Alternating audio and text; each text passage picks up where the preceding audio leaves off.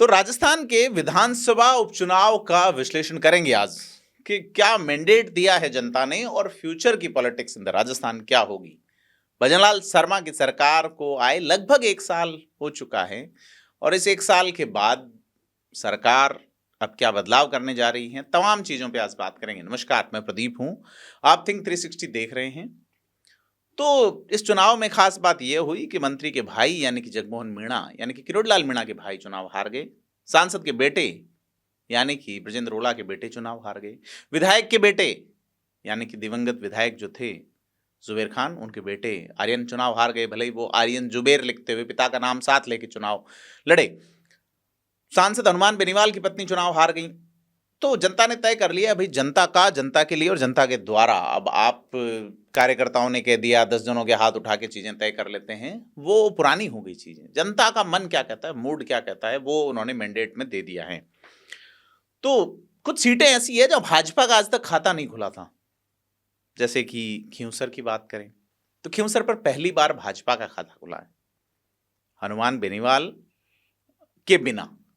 2008 में हनुमान बेनीवाल बीजेपी से यहाँ जीते थे।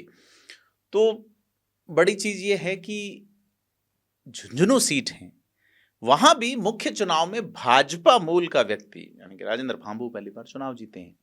हालांकि 2003 में सुमित्रा सिंह जीती थी, लेकिन वो कांग्रेस से आई थी, निर्दलीय थी, फिर भाजपा ज्वाइन की थी। हालांकि इस सीट पे जो है वो 1996 उपचुनाव में जरूर भाजपा के हिस्से सीट आई थी। तो देवली उनियारा सीट जो है वहां करीब 11 साल बाद बीजेपी वापस लौटी है, राजेंद्र गुर्जर के नेतृत्व में ही। अब किरोड़ी मीणा के भाई जगमोहन मीणा सलट गए चुनाव में, है ना। तो झुंझुनू में बीजेपी की 21 साल बाद जीत में राजेंद्र गुढ़ा का जो है वो इस गढ़ को ढहाने में गुढ़ा बीजेपी के बड़े काम आए हैं। राजपूत वोटों के सेपरेट होने से ओड़ा परिवार की उम्मीदों पर ओले ही गिर गए। इसी तरह लगातार 3 बार से भाजपा की विजयी जो सलुम्बर सीट है वहां बीजेपी बड़ी मुश्किल से जीती है। सिंपैथी, सरकार, तंत्र मंत्र सब कुछ होने के बावजूद यहां यूथ लगभग भारत आदिवासी पार्टी के साथ गया, लेकिन किसी तरह से लास्ट में बाजी जो है वो बीजेपी के पक्ष में गई। और आज जो बात करेंगे वो भारत आदिवासी पार्टी की भी करेंगे कि क्या होगा, बात करेंगे आरएलपी की भी, उनका क्या होगा। तो वागड़ में बीटीपी जो है वो कांग्रेस का सुपड़ा साफ कर रही है, बीजेपी के लिए चुनौती बन रही है निश्चित तौर पे। और 84 में उनका वर्चस्व बना हुआ ही है ही, क्योंकि राजकुमार रोत अब वागड़ में एक बड़े नेता के तौर पे पहचान बना चुके हैं। और बड़ी चीज जो है कि जिस तरह से सुखवंत सिंह रामगढ़ से जीते हैं, उस पर भी बात करनी बनती है कि यूपी से शुरू हुआ एक नारा कटेंगे तो बटेंगे वाला किस तरह रामगढ़ में मौजू हुआ, किस तरह हरियाणा इलेक्शन का इफेक्ट पड़ा, तमाम चीजों पे। तो अगर सबसे पहले हॉट सीट की बात की जाए तो खींवसर है। हनुमान बेनीवाल की बोतल यानी कि आरएलपी पार्टी अब विधानसभा में खाली रहेगी, 0 सीट पर है। नागौर की राजनीति में मिर्धाओं की धमक भी अभी बची रह गई इस परिणाम के बाद। सवाल जनता पे छोड़ा जाना चाहिए कि क्या रिचपाल मिर्धा और ज्योति मिर्धा को एक और पारी मिल सकती है भाजपा की कृपा से, या किसी अन्य रूप में। यदि बीजेपी ये सीट हार जाती तो राजा जी यानी कि खींवसर के जो पूर्व राज परिवार के सदस्य विधायक लोहावट से सरकार के मंत्री मुंडन करवाते, ऐसा चर्चाएं आई, उनका डायलॉग आया। लेकिन रेवंत राम डांगा ने उनका मुंडन बचा लिया, अब मूंछों पे ताव दे रहे हैं। अब हनुमान बेनीवाल की पत्नी श्रीमती कनिका बेनीवाल का चुनाव हारना कांग्रेसियों के सपोर्ट के बावजूद, हालांकि कांग्रेस ने हनुमान बेनीवाल जब सांसद का चुनाव लड़े तो कांग्रेस का गठबंधन था यहाँ।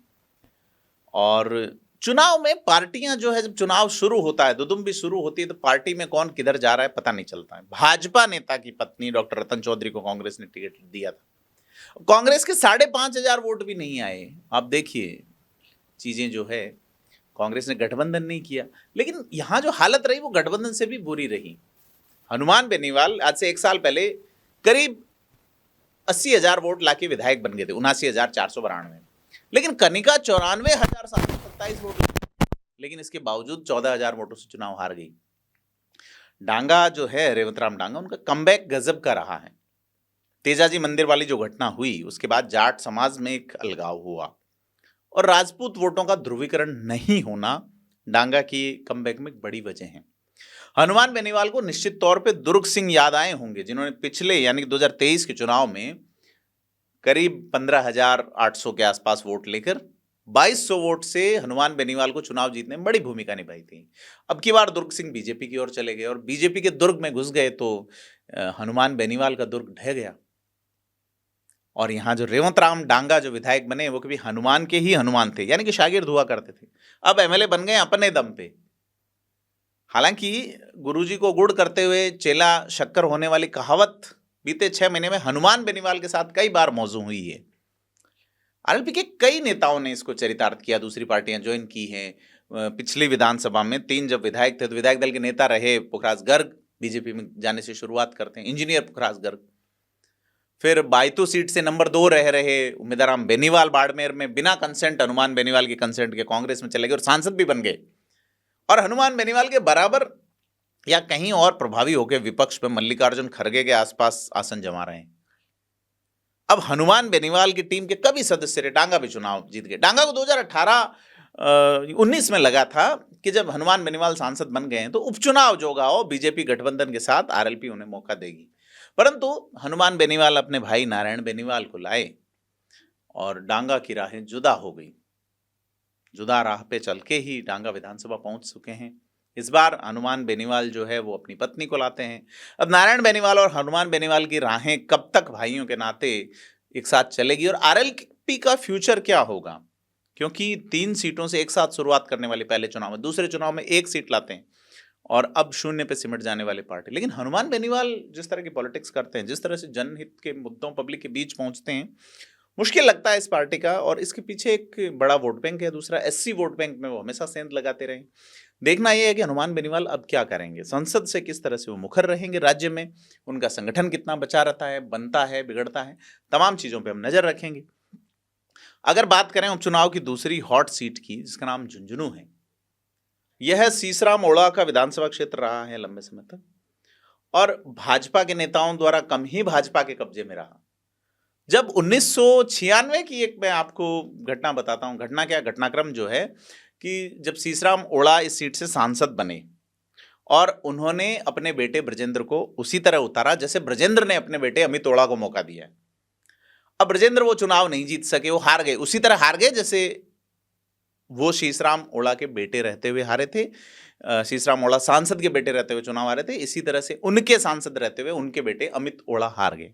लगभग उतने ही वोट, 30-40-42 के आसपास अभी आ रहे हैं, 30,000 के वोटों से आ रहे थे। भाजपा के डॉक्टर मूल सिंह शेखावत, जो कि आंख कान नाक के स्पेशलिस्ट डॉक्टर हैं, पूर्व सीएम भैरव सिंह शेखावत के खास थे, तो ब्रजेंद्र ओढ़ा को उनके पिता ही जब सांसद बने, सीसराम ओढ़ा, उस वक्त 43 साल की उम्र में लॉन्च करते हैं और मूल सिंह शेखावत के हाथों हारने के बाद ब्रजेंद्र ओढ़ा की लॉन्चिंग अगले 12 साल नहीं हो पाई। ब्रजेंद्र ओढ़ा ने भी अपने बेटे अमित को 48 साल की उम्र में चुनावी लॉन्च पैड पे उतारा, लेकिन जनता ने नकार दिया। हालांकि पिता सीसराम ओढ़ा ब्रजेंद्र ओढ़ा को लगातार चुनाव में उतारते रहे, 98 में भी उतारते हैं, हार जारी रहती है। सुमित्रा सिंह कांग्रेस से बागी होकर चुनाव लड़ती है, 900 वोट के आसपास से ब्रजेंद्र ओढ़ा को घर बिठा देती हैं। फिर 2003 में ब्रजेंद्र ओढ़ा को फिर कांग्रेस टिकट देती है और सुमित्रा सिंह 2003 में भाजपा में आ जाती है और ब्रजेंद्र ओढ़ा 1585 वोट से पहली बार मतलब लगातार तीसरी बार चुनाव हारते हैं। लेकिन भाजपा यह सीट मूल चुनाव में 2003 में पहली बार जीतती है, कांग्रेस की नेता रही सुमित्रा सिंह के माध्यम से। ब्रजेंद्र 3 चुनाव हार रहे थे, लेकिन 2008 में उन्हें एक बार फिर से टिकट मिल जाता है। उनके पिता खासा प्रभावी नेता थे। अब वे अब करीब उस 2008 वाली जीत के करीब 16 साल बाद पिता ही की तरह संसद पहुंचे। लेकिन एक और शेखावत यानी कि राजेंद्र गुढ़ा उनकी राह में आ गए। राजेंद्र गुढ़ा आए या लाए गए ये तो वे ही जानते हैं। गुढ़ा चुनाव का प्रबंधन गजब करते हैं। उन्होंने बीजेपी के लिए झुंझुनू में जीत की राह उसी तरह आसान की जैसे देवली उनियारा में नरेश मीणा ने राजेंद्र गुर्जर के लिए की है। क्योंकि राजेंद्र गुढ़ा जो है वो जैसा मैं कह रहा हूँ इलेक्शन मैनेजमेंट के मास्टर हैं वो, और उनकी पत्नी 7 फॉर्म भरते हैं, 7 चुनाव लड़ते हैं। सारी चीज़ें आप पिछले 3 चुनाव राजेंद्र गुढ़ा के देखेंगे तो कई सारी चीज़ें डॉक्यूमेंट आएगी। और उनका जो वे ऑफ स्पीच है, वे ऑफ टॉकिंग है, पब्लिक गैदरिंग है, चुनाव को जिस तरह से यहाँ की भाषा में कहते हैं शेखावाटी वाली में मांड देते हैं राजेंद्र गुढ़ा। और उन्होंने इस बार भी चुनाव गजब का लड़ा और यह दिखाया कि वो चुनाव में कुछ कर रहे हैं, और उन्होंने कुछ कर दिया। ये कर दिया कि 4 बार के विधायक और उसके बाद सांसद बने ब्रजेंद्र ओला के बेटे अमित ओला का राजनीतिक करियर शुरू नहीं हो पाया। आगे उम्र पड़ी है, देखते हैं, वक्त भी है। फिर परिसीमन पे भी लोग कई जो है वो मन को निश्चिंत करके बैठे हैं कि अपना नंबर आएगा। खैर आगे चलते हैं। एक और हॉट सीट जो सबसे हॉट सीट मानी जाती है, दौसा। अब बाबा किरोड़ी के भाई जगमोहन मीणा आए, चुनाव हार गए। बाबा किरोड़ी का अंदाज, स्टाइल, स्टंट लोकसभा चुनाव के पहले से जारी था। बाबा ने इस्तीफा दिया, बाद में जगमोहन को टिकट भी दिला दिया, मंत्री वो हैं। इस चुनाव से पहले, इस चुनाव के दौरान और इस चुनाव के बाद भी नरेश मीणा वाला घटनाक्रम जो हुआ तो उसमें किरोड़ीलाल मीणा वोकल रहे और वोटर साइलेंट रहा। बीता चुनाव यानी 2023 में इसी सीट पे शंकरलाल शर्मा जब भाजपा के प्रत्याशी थे, यानी कि ब्राह्मण वोटों का एक बड़ा वोट बैंक है, शंकरलाल शर्मा को टिकट नहीं दिया। ऐसे में यह वोटर किधर गया? इधर आता तो जगमोहन मीणा जीतते। लेकिन ब्राह्मण वोटों पर मुख्यमंत्री भजनलाल शर्मा की अपील शायद कारगर नहीं रही और किरोड़ीलाल मीणा की अपील भी काम नहीं करी। कहने को साथ थे, लेकिन वोट जिस तरह से आए हैं उन्होंने बाबा की पॉलिटिक्स पे एक ब्रेक लगाया है। अब ये भाजपा का इशारा है, जो बड़े जो ये पुराने राजतंत्र से पॉलिटिक्स में चला आ रहा है, या उससे पहले भी कोई और व्यवस्था रही होगी तो, कि बड़े लोग जो है वो ज़्यादा प्रभावी नहीं चाहिए। तो बड़ी चीज़ ये है कि किरोड़ी मीणा का कद जो है, ऐसा कहा जा रहा था उन्हें उप मुख्यमंत्री बनाया जा सकता है। क्या भाजपा अगले मंत्रिमंडल विस्तार में उनका कद बढ़ाएगी? यदि बढ़ेगा तो कितना? और अगर नहीं बढ़ा, कम कर दिया, तो बाबा टॉलरेट करेंगे या नहीं? पहले तो नहीं करते रहे, लेकिन उम्रदराजी हैं। अब बड़ी चीज ये है कि इसी सीट की बात करें, इस सीट से सटी हुई सीट को जोड़ते हुए तो नरेश मीणा का एक नए नेता के तौर पे अचानक उभर कर आना एक थप्पड़ की वजह तो हो ही नहीं सकता। आप देखें अगर पॉलिटिक्स को, तो उपचुनाव में अक्सर तीसरे लोग बागी नहीं हुआ करते बिना स्थापित सरकारों की मदद, इशारे या भरोसे के। तीसरे लोग कौन? जैसे कि राजेंद्र गुढ़ा उदयपुर वाटी से ही चुनाव लड़ते हैं। वो उदयपुर वाटी से चुनाव हार गए 23 में। अब अपने जातिगत वोटों के सपोर्ट पे वो झुंझुनू में जाके चुनाव लड़ रहे हैं। और नरेश मीणा जो कि हाड़ौती से पिछला मुख्य चुनाव लड़े थे, पड़ोसी दौसा से भी सीट मांग रहे थे, लेकिन इधर आ गए। चुनाव में पैसा और तामझाम बहुत खर्च होता है, और ये खर्चा एक आम आदमी के लिए या एक नेता के लिए तो बड़ी बात है कि सरकार के खिलाफ जा रहे हैं, लेकिन सरकार के लिए बड़ी बात नहीं है कि चीजें उठा ली जाए। इसी तरह से उठी है, दोनों सीटों पे चीजें लगती है। अब इस सीट पे एक और डायलॉग था अशोक गहलोत का कि मैच फिक्स है, लेकिन ये मैच फिक्स वाली वाणी यहां फेल रही। यह सचिन पायलट और मुरारी मीणा की बड़ी जीत है दौसा सीट पे। हालांकि गहलोत दावा तो महाराष्ट्र की जीत का भी कर रहे थे, लेकिन वहां भी हाथ लगा नहीं कुछ। अब जैसा कि दौसा के परिणाम के बाद जो पूर्वी एसटी वोटर हैं, पूर्वी उत्तर पूर्व का जो एसटी वोटर हैं, उसका रहनुमा भाजपा सरकार में बाबा किरोड़ी ही होगी या बीजेपी किसी अन्य विकल्प पे विचार करेगी। अब बीजेपी के पास फिलहाल तो किरोड़ीलाल मीणा के अलावा कोई पूर्वी राजस्थान में कोई बड़ा लीडर है नहीं, और निश्चित तौर पे कांग्रेस के लिए एक बड़ी सुकून भरी एक सीट बचा लेना दौसा वाली, ये मुरारी लाल मीणा को और सचिन पायलट को एक निश्वास लेने पे, क्योंकि जो हारे हैं प्रत्याशी में पहले बात कर चुका झुंझुनू की, तो वो सचिन पायलट गुट के हैं।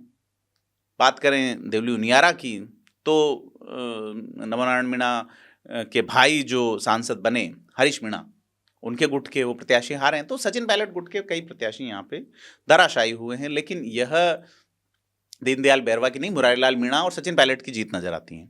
अब एक और सीट की बात करें जो हॉट यानी गर्म हो गई एक थप्पड़ के कारण, नाम देवली उनियारा है, और यह सीट गर्म हुई चुनाव निपटने के बाद, लगभग निपट गया था। चुनाव भले ही यहाँ बीजेपी के राजेंद्र गुर्जर जीत गए हैं, लेकिन सीट बड़ी चर्चा में है। बीजेपी इस सीट पे 2018 और 23 से लगातार हारी थी हरीश मीणा से। और लेकिन हरीश मीणा जो कि लगातार 2 विधानसभा के जीते, 1 लोकसभा का चुनाव जीतते हैं, तो हरीश मीणा से पहले कांग्रेस की राजनीति में रहे उनके बड़े भाई नमो नारायण मीणा की बेरुखी निश्चित तौर पे हरीश मीणा पे भारी पड़ी है। नरेश मीणा और किस्तूर मीणा में मीणा समाज के वोट बंटे और कांग्रेस के प्रत्याशी किस्तूर मीणा या तीसरे नंबर पे चले गए। अब जैसा मैं कह रहा हूं, सीट गर्म हुई कि नरेश मीणा का एक थप्पड़ राजस्थान के चुनावी इतिहास में दर्ज हो गया है। अब नरेश मीणा एक स्थापित युवा नेता है, उसी तरह जिस तरह से रविंद्र सिंह भाटी हैं, राजकुमार रूत हैं, यदि वे सधे हुए कदम रखते हैं तो। हालांकि अभी राजस्थान की ब्यूरोक्रेसी उनके खिलाफ है और लगता है कि वह मोर्चा खोले रखेगी। हालांकि पहले मैं बता चुका कि उपचुनाव में हर कोई यूं ही हर कहीं जाके बागी नहीं होता। नरेश मीणा भी यहां आए या लाए गए अलग चीज है। नमो नारायण मीणा का आशीर्वाद था, बाबा किरोड़ी का स्नेह था, बीजेपी का इशारा था, तमाम बातें अभी साइड में रखते हैं। लेकिन जनता सब जानती है, यहां अब गुर्जर मीणा गठबंधन कांग्रेस के लिए हमेशा मौजू नहीं है। सीट ने तय कर दिया है, सीट ने तय कर दिया है कि सचिन पायलट को सीएम बनाने के जिस सपने में गुर्जर अपने वोट कांग्रेस के मीणा प्रत्याशियों को दिए जा रहे थे, वह अब नहीं चलेगा। इस सीट से सवाल यही है कि नरेश मीणा दौसा से भी टिकट मांग रहे थे और देवली उनियारा से भी। वे हाड़ौती की छबड़ा सीट से करीब 43,000 वोट 1 साल पहले चुनाव लड़के लाए थे। ऐसे में अब वे कहां से टिकट मांगेंगे और किससे मांगेंगे? बड़ा सवाल यह है, बीजेपी से, कांग्रेस से, या निर्दलीय राजनीति करेंगे, या उनको हनुमान बेनीवाल सपोर्ट कर सकते हैं जो आरएलपी का विस्तार एसटी वर्ग में करना चाह रहे हैं।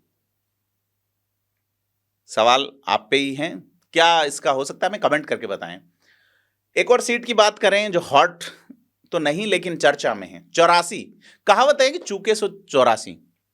कांग्रेस की 84 ऐसी चूकी है कि उसका धुर वोट बैंक वागड़ उसके हाथ से लगभग फिसल गया है। बीते 2 चुनाव राजकुमार रूत जीते, लेकिन एक और चुनाव उनके ही सिपहसालार ने जीत दर्ज किया है। अब वागड़ में राजकुमार रूत और उनकी टीम ने एक नई तरह की पॉलिटिक्स शुरू की है जो जनता को पसंद आ रही है।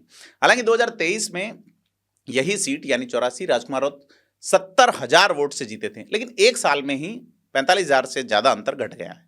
बीजेपी ने कारीलाल को टिकट दिया था तो कांग्रेस ने भी महेश रोत को दिया था। अब महेश रोत उतने वोट नहीं ला सके जितने तारा चंद भगोरा लाए थे 2023 में।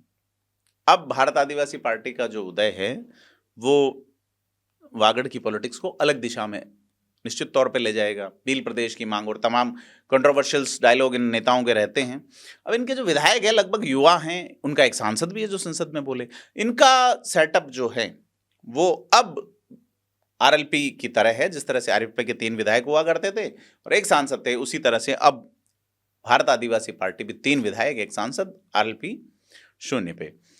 अब हालांकि वो बहुत कम ऐसा तीसरी पार्टियां कर पाई हैं, आरएलपी रही हैं, भारत आदिवासी पार्टी ऐसा कर पाई है। तो बड़ी चीज ये है कि 84 में अब राजकुमार राउत शायद ही राष्ट्रीय पार्टियों को पांव धरने दें। यह कब तक चलेगा और परिसीमन इसमें क्या भूमिका निभाएंगी, यह भी बड़ी बात है। बीजेपी क्या करेगी, ये सारी चीजें तय हो सकेंगी। अब जो 2 सीटें बचती हैं इन 7 सीटों में, वो सिंपथी वाली थी। सिंपथी वाली सीटों पे जहां विधायकों का निधन हो जाता है, पार्टियां अक्सर दिवंगत विधायकों के परिजनों को उतारती हैं। कांग्रेस ने रामगढ़ में आर्यन जुबेर को उतारा, परंतु वे अपने पिता जुबेर खान की विरासत को आगे नहीं बढ़ा सके। अब यहां कांग्रेसियों को बीजेपी यह एहसास कराने में सफल रही कि एक और नेता आ गया, अब ये 30-35 साल की पॉलिटिक्स करेगा, आप जो सेकंड लाइन में थे वो भाई साइड में हो जाओ। और रामगढ़ में तो बंटेंगे तो कटेंगे वाला मामला भी ट्रेंड किया। हिंदू वोटर यहां एकजुट नजर आया। यहां जो पहले बीजेपी से प्रत्याशी थे 2023 में जय आहूजा, उनको थोड़े रुदन के बाद मना लेना बीजेपी के लिए थोड़ा फायदेमंद रहा। हरियाणा के नूह में जो रिजल्ट आए, जहां वहां मुस्लिम प्रत्याशी एकदम जीते, तो उससे भगवा वोटर सीधे तौर पे एकजुट भी रहा और इस नारे ने तो निश्चित तौर पे काम किया ही है। यही फॉर्मूला यानी कि सहानुभूति वाला बीजेपी ने सलुम्बर में अपनाया, लेकिन बीजेपी वहां जीत गई बहुत 1,000-1,200 वोटों के आसपास। बड़ी मुश्किल से ये जो सीट है वो भाजपा की निकली है। तो अब ये जो 7 सीटें थी, उनमें से कांग्रेस के पास 4 सीटें थी।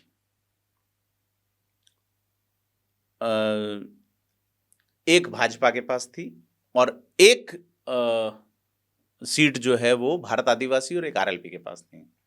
कांग्रेस झुंझुनू, देवली, उनियारा और रामगढ़ हार गई और दौसा उसके हिस्से सिर्फ मिली है। और 84 पे बीटीपी ने अपना रुतबा कायम रखा है, भारत आदिवासी पार्टी, माफ कीजिएगा। और बीजेपी के नेताओं की बात करें तो किरोड़ीलाल मीणा की पॉलिटिक्स के लिए थोड़ा सा ब्रेक है। अब भजनलाल शर्मा शायद चैन की सांस ले रहे होंगे कि एक और उप मुख्यमंत्री बनाए नहीं बनाए, तमाम चीजें हैं। अब बड़ी चीज है कि भाजपा के विधायकों की संख्या 118 हो गई और इसका फायदा जिन नेताओं को हुआ है वो मदन राठौड़ हैं, भजनलाल शर्मा हैं, भूपेंद्र यादव हैं। अब बड़ी चीज ये है कि राजस्थान में सत्ता में क्या परिवर्तन होगा, संगठन में क्या बदलाव होंगे। बीजेपी सरकार में मंत्री पद वाले जो नियुक्तियां हैं उसमें किसकी कब और कितनी चलेगी, हमारी नजर बनी रहेगी। आप देखते रहिए थिंक 360। धन्यवाद।